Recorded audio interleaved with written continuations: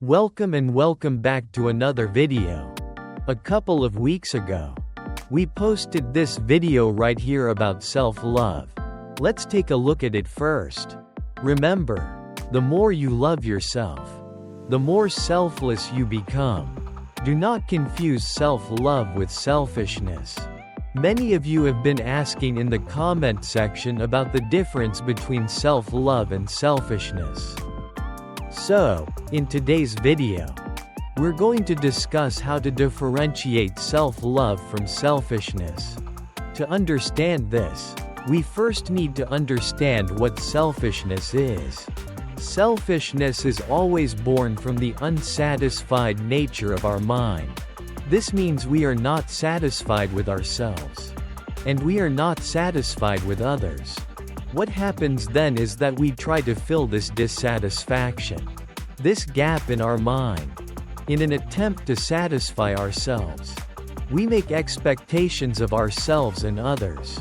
When the people around us, or even ourselves, fail to meet these expectations, what happens? We pursue these expectations more and more, trying to fill the void even further.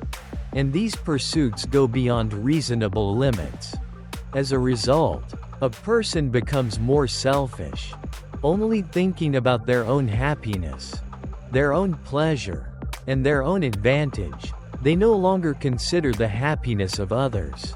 This is selfishness. So, we need to understand that selfishness is always born from the unsatisfied nature of our mind.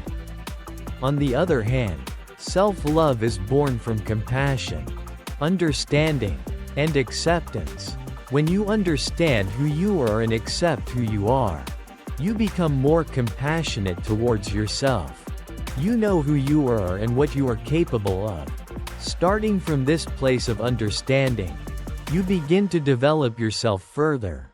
You give yourself time to heal, time to develop your inner qualities, and you become more patient with yourself.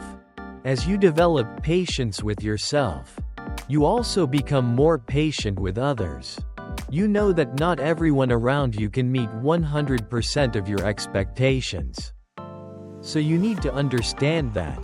When you understand the nature of yourself and others, you become more compassionate and selfless. You become more generous because you know what it feels like to suffer. You understand the painful periods others go through, and this builds compassion. When you develop this patience and compassion, you become a more self-loving person. So, self-love is always born from compassion, understanding, and acceptance. We don't deny who we are.